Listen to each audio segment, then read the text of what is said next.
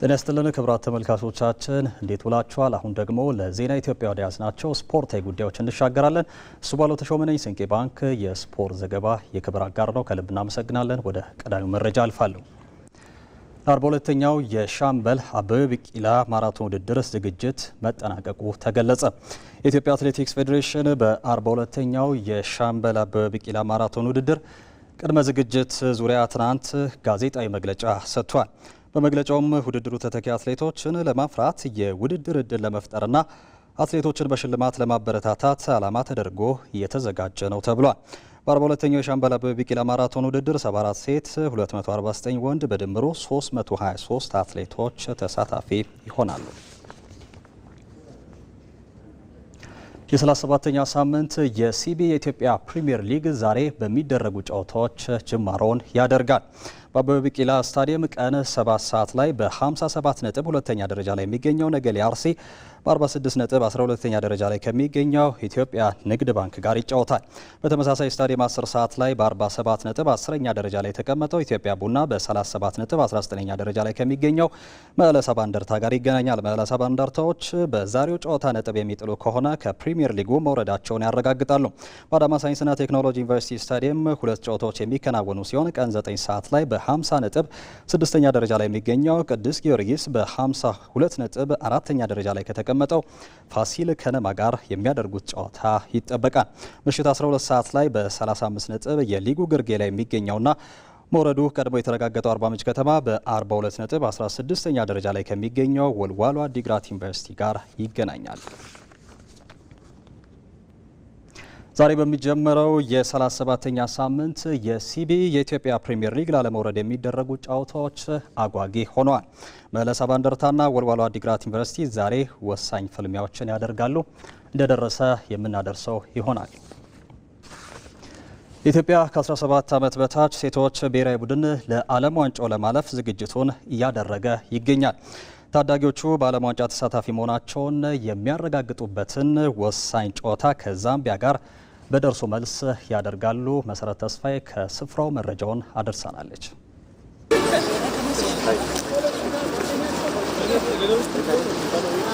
የኢትዮጵያ ሴቶች ከ17 ዓመት በታች ብሔራዊ ቡድን በዓለም ዋንጫ በታሪኩ ለመጀመሪያ ጊዜ ለመሳተፍ የ180 ደቂቃዎች ፍልሚያ ብቻ ቀርቶታል።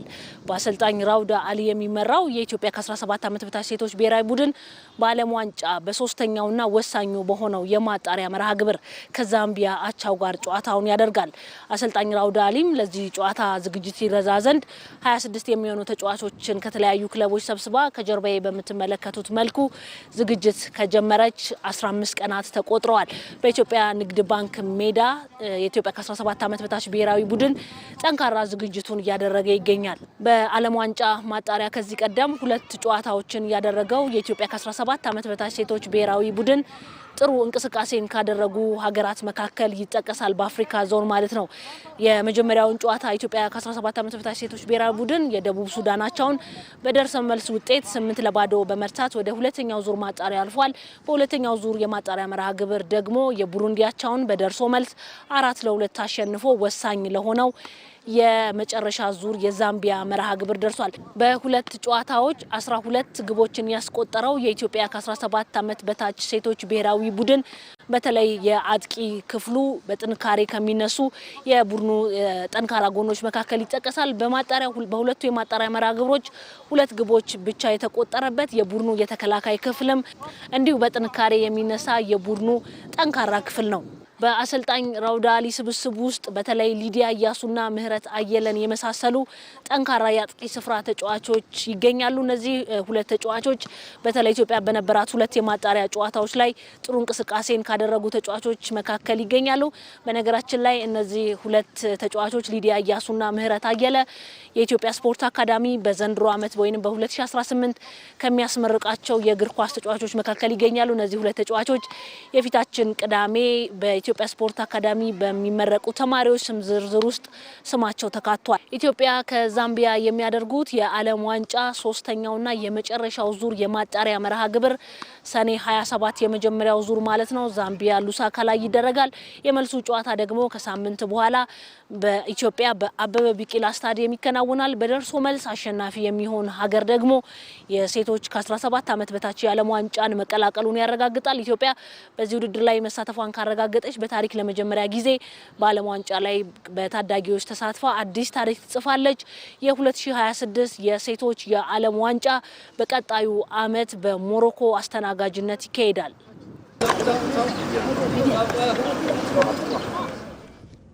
ዛሬ በሚጀምረው በ37ኛ ሳምንት ሲቢኤ የኢትዮጵያ ፕሪሚየር ሊግ ላለመውረድ የሚደረገው ፉክክር አጓጊ ሆኗል። መለሳ ባንደርታና ወልዋሎ አዲግራት ዩኒቨርሲቲ ዛሬ ወሳኝ ፍልሚያቸውን ያደርጋሉ። አዲስ የሸዋስ ተጨማሪውን ይዞታል። የ2018 የሲቢኤ ኢትዮጵያ ፕሪሚየር ሊግ ሊጠናቀቅ 2 መርሃ ግብሮች ብቻ ቀርተውታል። ቀጣዮቹ 2 መርሃ ግብሮችም ላለመውረድ ለሚታገሉ ክለቦች የሞት ሽረት ናቸው። 37ኛ ሳምንቱ ላይ የደረሰው ሊጉ ዛሬ በሚደረጉ ጨዋታዎች የሚጀምር ሲሆን በሳምንቱ የሚደረጉ ጨዋታዎች በሙሉ ትኩረታቸው ላለመውረድ በሚደረግ የህልውና ትግል ላይ ያተኮረ ነው። በሊጉ ወልዋሎ አዲግራት ዩኒቨርሲቲ፣ ምድረገነት ሽረ ድሬዳዋና መቀለ ሰባ እንደርታ በእግር ኳሳዊ ስሌት መሰረት ከፍተኛ የሆነ የመውረድ ስጋት ያለባቸው ክለቦች ሲሆኑ በ37ኛውና በመጨረሻው ሳምንት የሚያደርጓቸው ጨዋታዎች በሊጉ የመቆየት ህልውናቸውን ለማስቀጠል ወሳኝነት አላቸው። ከአርባ ምንጭ ከተማ መውረድ በኋላ በቀሪዎቹ የወራጅ ቀጠና ላለመግባት መዋባና ብስቱ፣ መቀለ ሰባ እንደርታዎችና ወልዋሎ አዲግራት ዩኒቨርሲቲ ዛሬ ወሳኝ ፍልሚያቸውን ያደርጋሉ። በመጀመሪያው ተጠባቂ ጨዋታ በ37 ነጥቦች ላለመውረድ እየታገለ የሚገኘው መቀለ ሰባ እንደርታ በ47 ነጥብ 10ኛ ደረጃ ላይ ከሚገኘው ኢትዮጵያ ቡና ጋር ይጫወታል። በጊዜያዊ ዋና አሰልጣኝ ጸጋዛብ ባህረ ጥበብ የሚሰለጥነው መቀለ ሰባ እንደርታ በሊጉ የደረጃ ሰንጠረዥ 19ኛ ላይ የሚገኝ ሲሆን በሊጉ የመቆየት ጠባብ ተስፋውን ለማለምለም ዛሬ ማሸነፍና ማሸነፍ ግድ ይለዋል። ባለፉት 3 ጨዋታዎች ግብ ሳይቆጠርበት ባቻ ውጤት ምክንያት ነጥብ በመጣሉ አሁን ላለበት ደረጃ ምክንያት የሆነው የፊት መስመሩ ፍሬ አልባ ጉዞ ክለቡን ዋጋ አስከፍሎታል። ቡናማዎቹ ባለፉት ጨዋታዎች ላይ ተከታታይ ውጤት ማምጣት ላይ ከፍተኛ ክፍተቶች ያሉባቸው ሲሆን ጠባብ ዕድል ይዞ ወደ ሜዳ በሚገባው ክለብ ብርቱ ፈተና ሊጠብቃቸው ይችላል። በአዲስ አበባ አበበ ቢቂላ ስታዲየም 10 ሰዓት ላይ በሚጀምረው በዚህ ጨዋታ ማዕባና ብስቱ አቻ የሚለያዩ ከሆነ አርባ ምንጭን ተከትለው ከፕሪሚየር ሊጉ ይሰናበታሉ። በሁለቱ ክለቦች የእርስ በርስ ግንኙነት የኢትዮጵያ ቡና የተሻለ ታሪክ መያዙ ለመቀለ ሰባ እንደርታ ሌላ የስነ ልቦና ፈተና ነው። ሌላው ዛሬ ከሚደረጉ ጨዋታዎች መካከል ልክ እንደ መቀለ ሰባ እንደርታ ሁሉ ከሊጉ ላለመሰናበት ጥረት የሚያደርገው ወልዋሎ አዲግራት ዩኒቨርሲቲ በፋሲል ከነማ ተሸንፎ ከሊጉ መውረዱን ካረጋገጠው አርባ ምንጭ ከተማ ጋር ይጫወታል። አርባ ምንጭ ያለምንም ጫና መጫወቱ ለተጋጣሚ ወልዋሎ ተጨማሪ ፈተና ሊሆን ይችላል። በ42 ነጥብ 16ኛ ደረጃ ላይ የሚገኙት ቢጫ ለባሾቹ በ3 ነጥብ አንሶ 17ኛ ላይ ለተቀመጠው ምድረገነት ሽረ እድል ላለመስጠትና በሊጉ ለመሰንበት አዞዎችን ማሸነፍ ይጠበቅባቸዋል። ወልዋሎ ምንም እንኳን በኢትዮጵያ ዋንጫ ባሳየው ድንቅ ጥንካሬ የፍጻሜ ተፋላሚ ሲሆን ጠንካራ ጎኑን ተጠቅሞ ለማሸነፍ ወደ ሜዳ እንደሚገባም ይጠበቃል። የሁለቱ ክለቦች ጨዋታ በአዲስ አበባ ሳይንስና ቴክኖሎጂ ዩኒቨርሲቲ ስታዲየም ምሽት 12 ሰዓት ላይ ይጀምራል። በሳምንቱ ከሚደረጉ ጨዋታዎች መካከል ነገ ምድረገነት ሽረ ከኢትዮጵያ መድን፣ ድሬዳዋ ከተማ ደግሞ ከሀዲያ ሆሳና በአዳማ የሚያደርጉት ጨዋታ ሌላው ትኩረት ያገኘ መርሃ ግብር ነው። በ2026ቱ የዓለም ዋንጫ ከ3ቱ አዘጋጅ ሀገራት አንዷ የሆነችው አሜሪካ በምድብ የመጨረሻ ጨዋታዋን በቱርኪ ተሸንፋለች። በምድብ 6 ኔዘርላንድ፣ ስዊድንና ጃፓን ወደ ጥሎ ማለፍ መግባታቸውን አረጋግጠዋል። ሀና ታሪኩ ተጨማሪ አላት። 16ኛ ቀኑ ላይ የደረሰው የ2026 የዓለም ዋንጫ የምድብ የመጨረሻ ጨዋታዎች በመደረግ ላይ ይገኛሉ። 12ኛ የመድረኩ ተሳትፏን ያደረገች የምትገኘው በምድብ 4 የተደለደለችውና አስቀድማ ጥሎ ማለፍ መቀላቀሏን ያረጋገጠችው አሜሪካ በተርክዬ የ3-2 ሽንፈት ገጥሟታል። የ23ኛው የዓለም ዋንጫ የጣምራ አዘጋጆች ከሆኑት ሀገራት አንዷ የሆነችው አሜሪካ በጨዋታው የተሻለ እንቅስቃሴ ብታደርግም ድል ማድረግ ግን አልቻለችም። ከዚህ ጨዋታ አስቀድሞ ያደረገቻቸውን 2 የምድብ ጨዋታዎች ሽንፈት ለገ ለገጠማትና ከውድድሩ በጊዜ ለተሰናበተችው ቱርክዬ የማሸነፊያ ግቦችን አርዳ ጉለር፣ ይልማዝና አይሃን አስቆጥረዋል። በዘንድሮ መድረክ ለመጀመሪያ ጊዜ ለተሸነፈችው አሜሪካ ኦስተን ትሪስቲና ሴባስቲያን ቤላሪተር ሁለቱን ግቦች አስገኝተዋል። አሜሪካ ምንም እንኳን ሽንፈት ቢገጥማትም በ6 ነጥብ ምድቧን በበላይነት ስታጠናቅቅ አስቀድማ መሰናበቷን ያረጋገጠችው ቱርክዬ 3 ነጥብን ይዛ ወደ ሀገሯ ተመልሳለች። በማሪዚዮ ፖቼቲኖ የምትመራው አሜሪካ ከ2002 የኮሪያና ጃፓን የዓለም ዋንጫ በኋላ ወደ ሩብ ፍጻሜ የመግባት ተስፋን ሰንቃ ወደ ውድድሩ መምጣቷም አይዘነጋም። የዛሬውን ጨዋታ ብንሸነፍም ምድቡን በበላይነት በማጠናቀቃችን ደስተኞች ነን። በቀጣይ በቱርክዬ ጨዋታ የታዩብንን ክፍተቶች በማረብ ተጠናክረን እንመጣለን ብዬ አስባለሁ ሲል ፖቼቲኖ ከጨዋታው መጠናቀቅ በኋላ ሀሳቡን ሰጥቷል። የጥሎ ማለፍ ጨዋታዋን ከቦስኒያ ጋር የምታደርገው አሜሪካ በ1930 ሶስተኛ ደረጃን ይዛ ካጠናቀቀችበት ስኬቷ በኋላ ዋንጫን የማሳካት ተልዕኮ የተሰጠው የ54 ዓመቱ አርጀንቲናዊ አሰልጣኝ ምን ያስመለክተናል የሚለው ጉዳይ ይጠበቃል። በዚሁ ምድብ በተደረገ ሌላ ጨዋታ 6ኛ የዓለም ዋንጫ ተሳትፏን እያደረገች የምትገኘው አውስትራሊያ ከፓራጓይ ጋር ያለምንም ግብ ብታጠናቅቅም በ4 ነጥብ በግብ ክፍያ በልጣ አሜሪካንን ተከትላ ወደ ጥሎ ማለፍ ተሸጋግራለች። አውስትራሊያ በ2022 የኳታር የዓለም ዋንጫም በተመሳሳይ ወደ ጥሎ ማለፍ መግባቷም ይታወሳል። ከጨዋታው 1 ነጥብ ይዛ የወጣችው ፓራጓይ ጥሩ 3ኛ ሆና ለማለፍ የሌሎች ምድቦች ውጤት ትጠብቃለች። በምድብ 6 የምትገኘው የ3 ጊዜ የመድረኩ የፍጻሜ ተፋላሚዋ ኒዘርላንድ ምድብ 6ን በበላይነት ያጠናቀቀችበትን ውጤት አስመዝግባለች። ከውድድሩ አስቀድማ መሰናበቷን ያረጋገጠችው ቱኒዚያን 3-1 በረታችበት ጨዋታ ኤሊስ ሻኪሪ በራሱ ላይና ብራያን ብሬቦና ቫንሄክ ለአውሮፓዊቷ ሀገር ግቦችን ያስቆጠሩ ተጫዋቾች ናቸው። ከሁለቱ የምድብ ጨዋታዎች የተሻለ እንቅስቃሴን ያደረገችው ቱኒዚያ አዚም ማስቱሪ የማስተዛዘኛዋን ብቸኛ ግብ ከመረብ ያሳረፈ ተጫዋች ነው። የኒዘርላንድ ብሔራዊ ቡድን አሰልጣኝ ሮናልድ ኩማን ከጨዋታ ራሳችንን በሚገባ እያሻሻልን መተናል። በቀጣይ ከሞሮኮ ጋር የምናደርገው የጥሎ ማለፍ ጨዋታ